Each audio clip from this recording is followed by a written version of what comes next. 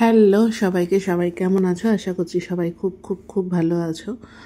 আজ সকালবেলা ঘুম থেকে উঠতে দেরি হয়ে গেছে, তো মোটামুটি এবার ঘরের কাজগুলো কমপ্লিট করে নেবো। একটু ঝাঁটা রেখে দিয়েছি, 1 কাপ চা খাওয়া হয়ে গেছে।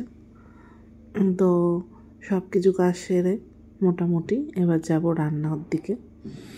তো চলো যাওয়া যাক, অনেকটাই বেলা হয়ে গেছে, ঘরের কাজকর্ম সেরে 12টা বেজে গেছে।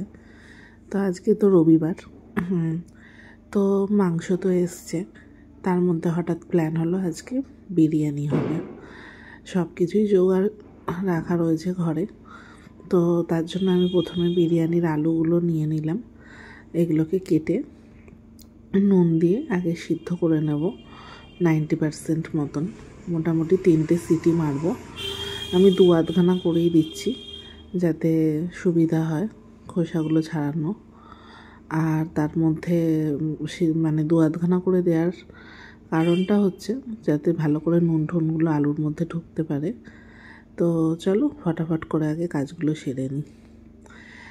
রবিবার মানে একটু দেরি করে ঘুম থেকে ওঠা সব কিছু, আর আজকে ঘুম থেকে উঠতে উঠতে বেজে গেছিলো মোটামুটি ওই 9:15-20।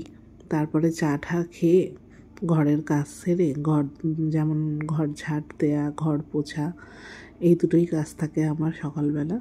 তো সেগুলোকে সেরে নিয়ে স্নান টান করে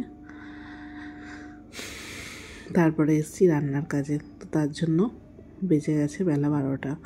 আর আমি চান করে এসে আবার 1 কাপ চা খেতে বসি। তো সেই চাটা খেয়েই রান্নার দিকে এসেছি।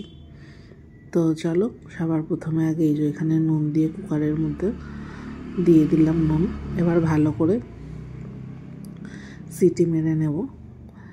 এর আগেও আমার চ্যানেলে বিরিয়ানির ভালোভাবে মানে তোমার ভিডিও দেয়া রয়েছে। তো এখানে ইন্ডাকশানে সিটি বসিয়ে দেবো কুকারটা। আর এমনি দুপুরবেলা আমার বর আর আমার শ্বশুরমশাই বললেন যে ওরা দুপুর থেকে বিরিয়ানি খাবে না।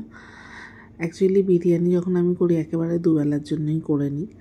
তো ওরা যেহেতু খেতে চাইছে না, কিছু করার নেই, ওদের জন্য আলাদা করে ভাবছি একটু চিকেন করে দেবো কষা।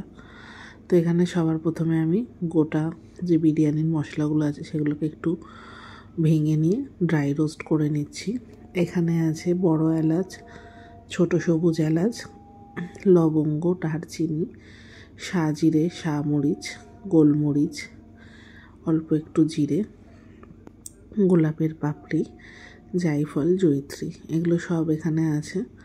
তো সব এগুলোকে ড্রাই রোস্ট করে রেখে দিয়েছি, ওগুলোকে গুঁড়িয়ে নেওয়া হবে।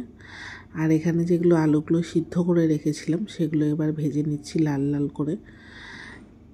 তো এখান থেকে কিছু আলু বিরিয়ানিতে যাবে, আর যেগুলো মনে হচ্ছে একটু এক্সেস তো সেগুলো দিয়ে দেবো একদম ঝোলে।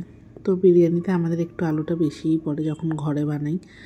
মোটামুটি বিরিয়ানির আলু খেতে কার না বেশি ভালো লাগে। মোটামুটি যদি মানে 2-3 পিস করে মাথা পিছু ধরতে হবে। দোকানের হলে তো এই একটা আলুই দেয়, ওটাতে আর মন ভরে না। ঘরে বানালে এটাই সুবিধা। আর এখানে সাইডে আমি কড়াইতে যেটা চিকেন কষা করব তার জন্য এখানে পেঁয়াজ হালকা করে ভেজে নিয়ে তার মধ্যে ক্যাপসিকাম আর টমেটো দিয়ে ওটাকে করছি। এইদিকে বিরিয়ানির রান্না হচ্ছে আর ওদিকে চিকেন কষার হচ্ছে। তো জানি না কতটা ডিটেলসে দেখাতে পারবো, তাই যতটা পারছি তাড়াতাড়ি দেখাচ্ছি। এবার চিকেন কষার এইটাতে লঙ্কা, হলুদ গুঁড়ো, কাশ্মীরি লঙ্কা গুঁড়ো দিয়ে দিয়েছি, দিয়ে মশলাটাকে কষাচ্ছি। আর এখানে আমার বিরিয়ানির বেরেস্তাটা ভেজে নিচ্ছি। আলুগুলো ভাজা হয়ে গেছে। আলুগুলো ভাজার পরেই সেই তেলে 1 চামচ ঘি দিয়ে এই বেরেস্তাগুলো ভেজে নিচ্ছি। বিরিয়ানিটা হচ্ছে সম্পূর্ণ সাদা তেল আর ঘিয়ের মধ্যে, আর এখানে চিকেনটা হচ্ছে সম্পূর্ণ সর্ষের তেলে। আর এখানে চিকেনটা তুলে দিয়েছি। অ্যাকচুয়ালি আজকে এটা বানাচ্ছি আমি মেথি চিকেন। তো যদি তোমরা এর রেসিপি ভিডিওটা চাও আমি পরে একদিন ডিটেলসে দিয়ে দেবো। আর এখানে পেঁয়াজগুলো এখানে এসছে, এখানে আমি হয়তো ক্যাপচার করতে পারিনি, কিন্তু বলে দিচ্ছি 2-4 ফোঁটা চিনি দিয়ে দেবে। তার জন্য পেঁয়াজটা বেরেস্তা হওয়ার পর ক্রাঞ্চি হবে, আর যখন দম দেয়া হবে তখন তো নরম হবেই। আর ভাতের সাথে খেতে, সেটা যখন বিরিয়ানির ভাতের সাথে মেখে সেই পেঁয়াজটা খেতে মানে এক কথায় জিভে জল আনার মতন স্বাদ আসে। তো এখানে আমি পেঁয়াজগুলো একদম লাল লাল বেরেস্তার মতন করে ভেজে নেব। নিয়ে একটা থালায় বিছিয়ে দেব, যাতে সেটা ঠান্ডা হলে ক্রাঞ্চি মতন এসে যায় বেরেস্তা। তো চলো, তোমাদের আমি পরপর মুখে বলতে থাকছি। এমনি অনেকটা দেরি হয়ে গেছে, দেখে নিয়েছো 12টা বাজতে যায়, রান্নার দিকে এসছি। আর এইটা হচ্ছে চিকেন কষা। এটা দুপুরবেলা শ্বশুর আর আমার বর খাবে, আর আমি আমার শাশুড়ি দুপুরবেলা বিরিয়ানি, রাত্রিরে বিরিয়ানি, আর আমার বর আর শ্বশুরমশাই তারা রাত্রিরে খাবে। তো এখানে বেরেস্তাটা করে তুলে নেওয়ার পরে এগুলো বিরিয়ানির মাংস, এগুলোতে ম্যারিনেট করা ছিল লেবু আর নুন দিয়ে, আর আমি জাস্ট সামান্য অল্প একটু হলুদ দিয়ে হালকা করে এগুলোকে ভেজে নিচ্ছি। আর এই তেলটাতে মধ্যে দিয়ে দিয়েছিলাম গোটা গরম মশলা ফোড়ন, আর আরও 2 চামচ ঘি অ্যাড করেছিলাম। আলুটা ভাজার সময়তেও বেরেস্তাটা করার সময়তেও ঘি অ্যাড করা ছিল 1 চামচ করে। আর এখানটাতে সেই তেলটার মধ্যেই আমি আরও 2 চামচ ঘি অ্যাড করে গোটা গরম মশলা ফোড়ন দিয়ে মাংসগুলোকে এবার ভেজে নিচ্ছি। মাংসগুলো ভাজা হয়ে গেলে সেই তেলটার মধ্যেই এই যেখানে মাংসগুলো দেখতে পাচ্ছ লাল লাল করে ভেজে নিয়েছি, এগুলো বিরিয়ানিতে পড়বে। আর এই যে এখানে বেরেস্তাটা দেখতেই পাচ্ছ কতটা হয়েছে, ঠান্ডা হয়ে গেছে। এগুলো হাত দিয়ে আমি হালকা করে করে দিচ্ছি। এবার বিরিয়ানি চিকেনটার জন্য এখানে পেঁয়াজ পেস্ট আমি দিয়ে দিয়েছি, সেটাকে ভাজছি। তোমরা যদি কলকাতা বা ব্যারাকপুর স্টাইলে করতে চাও পেঁয়াজের রস দিতে পারো, এটা আমি আমার মায়ের থেকে শেখা রেসিপি। আর আমার এইভাবেই বিরিয়ানিটা করে খেতে সব থেকে বেশি ভালো লাগে। দোকানের তো ভালোই লাগে, দাদা বৌদিরও ভালো লাগে, সেটা কথা না, কিন্তু এটা যেভাবে আমি শিখেছি, মানে সত্যি কথা বলতে এটা যদি একবার খেয়ে দেখো এইভাবে করে, সত্যি কথা বলতে এর স্বাদ জীবনে ভুলবে না।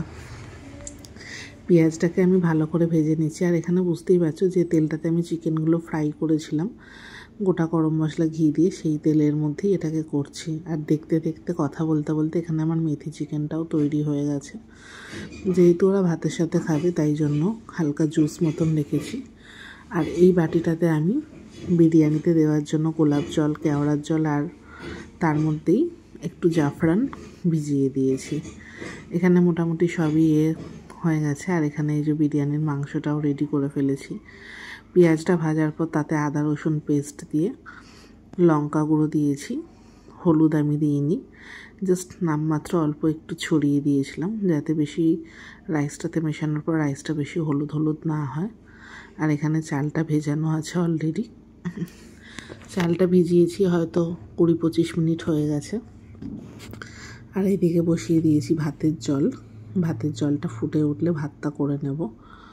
ভাতের জলটার মধ্যেও আমি অনেক কিছু দিয়েছি, গোটা গরম মশলা, নুনটা একটু বেশিই দিয়েছি, যাতে চালগুলো সিদ্ধ হলে ভালো করে সেইগুলো চালের মধ্যে ঢুকে যায়। আর এখানে এই যে ভাত করে রাখা রয়েছে। আর তোমাদের টাইমটা দেখিয়ে দিই, 1:45 বাজে, 12:15টায় রান্না করতে এসেছিলাম। আর আমার এটা খুব বাজে অভ্যাস, আমি যখন রান্নার দিকে আসি আমি এরকম টিভিতে একটা মুভি লাগিয়ে দিই, দিয়ে মুভি চলতে থাকে, আমি আমার কাজ করতে থাকি। আর আজকে তো সানডে, আজকে সানডে স্পেশাল খুব ভালো ভালো বই আমি যখন চালিয়েছিলাম তখন যা বই মেট হচ্ছিল সেটা শেষ হয়ে গিয়ে ভুলভুলাইয়া শুরু হয়েছে। তো এবার ভাতের হাঁড়িটা খুলে দেখে নেব জলটা ফুটন্ত অবস্থায় এসে গেছে। এর মধ্যে একটু আমি গোলাপ জলও দিয়ে দিয়েছিলাম মধ্যিখানে। মানে জলটাতে এগুলো দেওয়ার কারণ হচ্ছে যাতে সব কটা ফ্লেভার খুব সুন্দর করে মানে ভাতটার মধ্যে আসে। আর এখানে আমি দিয়ে দিলাম অল্প পরিমাণে ঘিটা দেওয়ার পরে, এটা সাদা তেলও দেবো একটু। আর ঘিটা দিলে মানে চালগুলোতে মানে খুব ঝরঝরে থাকবে, লেগে লেগে যাবে না, ঝরঝরে একদম সাদা মতন ভাত হবে। আর এখানে আমি দিয়ে দেব লেবু, একটা গোটা লেবু আমি চিপে দিয়ে দেব।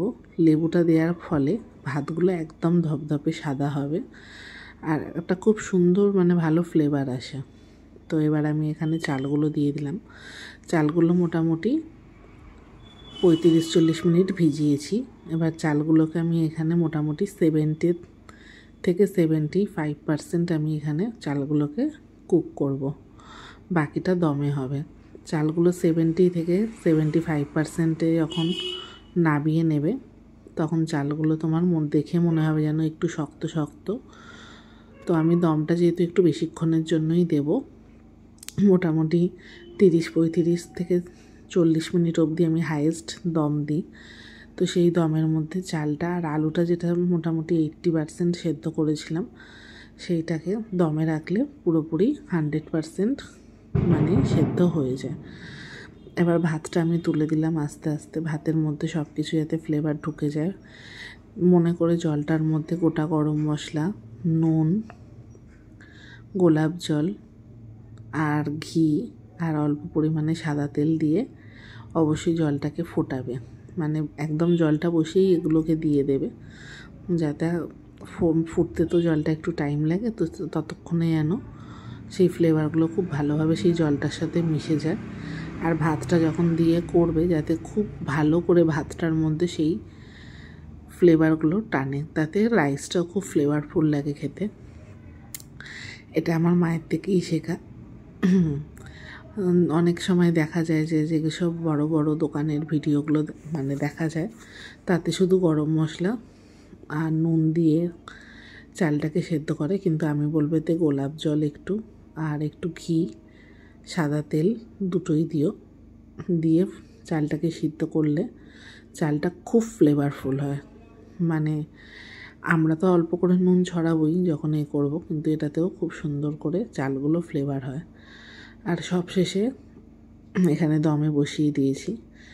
প্রথম 10 মিনিট আমি এরকম হাই হিটে বসাবো। নিচের দিকে প্রথমে চাল অল্প লেয়ার করা, তার উপর আলু, মাংস সব কিছু দিয়ে করা। আর এইদিকে যে এত ঝুড়ি বাসন, এগুলোকে এবার ক্লিয়ার করতে হবে। তো সব শেষে এখন বাজে 2:45, দম দেওয়া কমপ্লিট। আর আমি আমার লাঞ্চটা নিয়ে চলে এসেছি। আজকে লাঞ্চটা করতে একটু বেশিই দেরি হলো। আর 2টো লেবু নিয়েছি। অ্যাকচুয়ালি আমার বিরিয়ানির সাথে লেবু খেতে খুব সুন্দর লাগে।